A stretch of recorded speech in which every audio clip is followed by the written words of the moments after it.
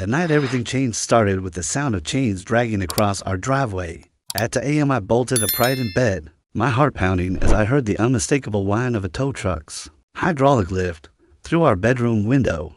I watched in disbelief as our modified RV, our family's lifeline, was being hauled away into the darkness. My wife, Emily, was already running downstairs, and I could hear our 7-year-old daughter, Mia, calling out in confusion from her room. By the time I made it outside in my sweatshirt and bare feet, Emily was pleading with a man standing smugly beside the tow truck driver. Even in the faint glow of the street light, I recognized Victor Hammond, our whole board treasurer, holding a flashlight like it was a badge of authority. "You can't do this." Emily's voice trembled with panic. "Our daughter needs that RV for her treatments, for her safety."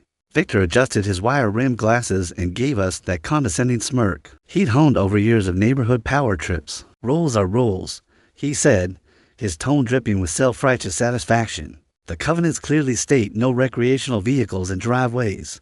You've had ample warnings." I stood frozen as the RV vanished around the corner, taking with it our daughter's security and our family's stability. Little did Victor know, he'd just ignited a fight he wasn't prepared to lose. Let me back up and explain how we got here. I'm Michael Reynolds, and my wife Emily and I have lived in the Pinecrest subdivision for 5 years. Our daughter Mia has a rare autoimmune condition that requires frequent hospital visits and a controlled environment for her health. She's a vibrant, curious kid who loves painting and dreams of being an astronaut, but her condition means we've had to rethink our entire lives. After years of scraping by, we purchased a customized RV equipped with a medical-grade air filtration system, a compact bed for Mia's infusions, and enough space for her portable oxygen concentrator. It wasn't just a vehicle, it was a mobile sanctuary. The RV allowed us to take Mia to specialists across the state without risking exposure to infections that could land her in the ICU. The day we brought it home, Mia's eyes sparkled as she climbed in, clutching her stuffed rocket toy. "It's like my own spaceship, Daddy," she said, and Emily and I fought back tears of relief. That joy lasted barely 2 weeks before the first letter arrived. The notice, on crisp Pinecrest Hoa letterhead signed by Victor Hammond, declared that our RV violated Section 14.2 of the Neighborhood Covenants, which prohibited recreational or oversized vehicles in driveways. We had 30 days to either store the RV in our garage or remove it from the property. I nearly choked reading it. Our garage, like every other in this uniform subdivision, could barely fit our compact SUV, the RV, with its extended frame and reinforced structure for medical equipment. Wouldn't fit unless we gutted the garage entirely. Emily and I decided to approach this calmly. We attended the next Hoa meeting with a binder full of Mia's medical records, letters from her immunologist, and a detailed explanation of why the RV needed to stay accessible in our driveway. Victor sat at the front of the community center room, flanked by his fellow board members, his posture rigid like a judge about to deliver a verdict. We presented our case, explaining Mia's condition, the RV's medical modifications, and the necessity of having it close for emergencies. Victor listened, his face a mask of feigned concern, occasionally tapping his pen as if bored. When we finished, he leaned forward.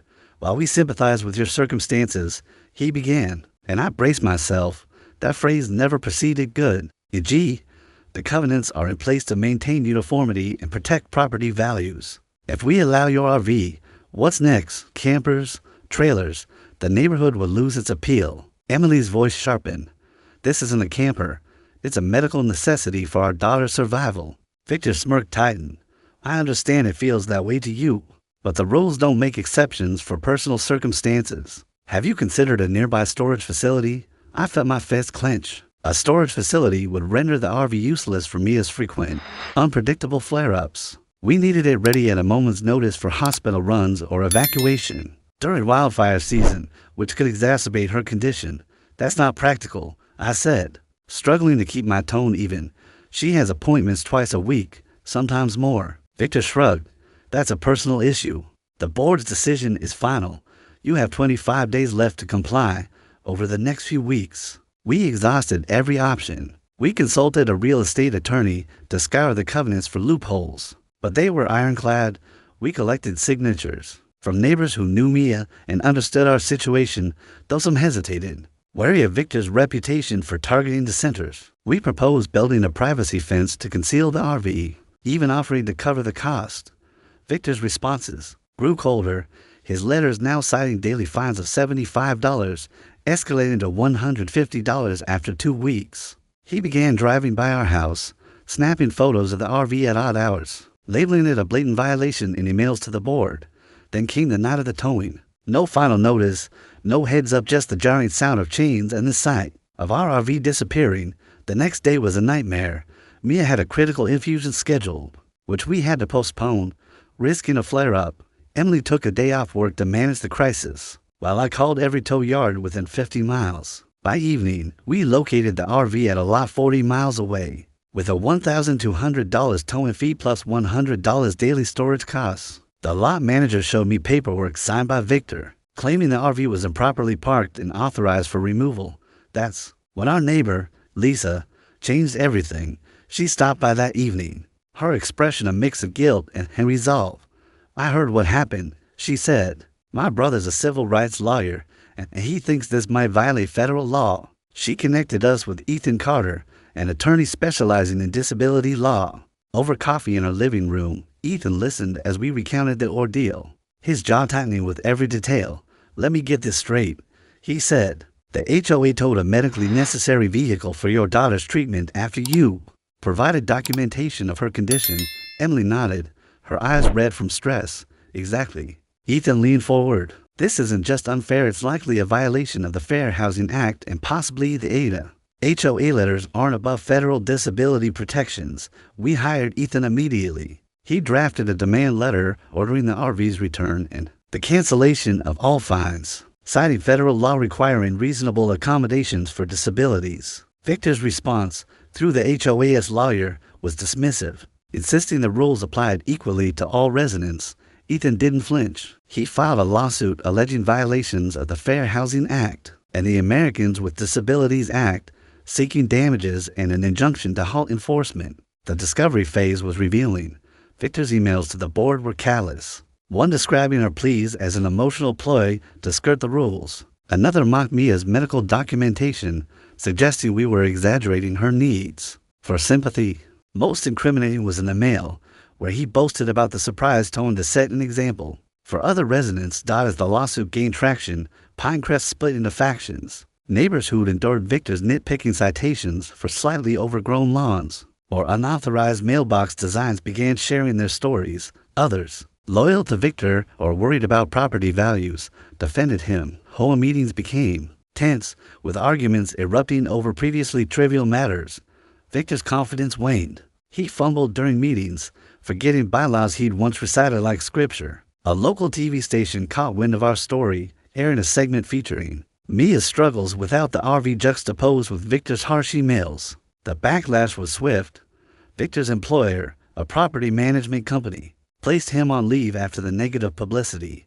The trial was methodical. Ethan presented evidence of the RV's necessity, showing it caused no harm to the neighborhoods, aesthetics, or value.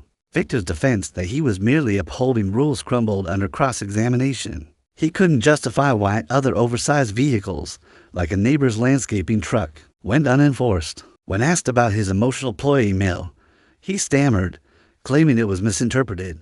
The judge ruled in our favor, finding the HOA liable for failing to provide reasonable accommodations. We were awarded $40,000 in compensatory damages for costs and distress, plus $60,000 in punitive damages to deter future discrimination. The court mandated a policy overhaul to comply with disability laws. At the next HOA meeting, a motion to remove Victor as treasurer passed overwhelmingly. He left in a huff, warning that the neighborhood would collapse without his oversight. The new board issued a formal apology and approved a designated parking pad for our RV. Mia named it Starbase 1, decorating it with glow-in-the-dark star stickers. The damages covered our legal fees and funded a trust for Mia's future medical needs. Victor moved to a nearby community with an even stricter HOA. Ironically facing similar legal scrutiny, Pinecrest is now a warmer place, where neighbors prioritize compassion over covenants. Mia loves her RV rides, knowing we fought for her. Sometimes she asks if the mean man is back. We tell her he's gone, and she nods sagely. Good, maybe he'll learn to be kind. I'm not so sure. But our fight showed Mia and our neighbors that dignity matters more than rules.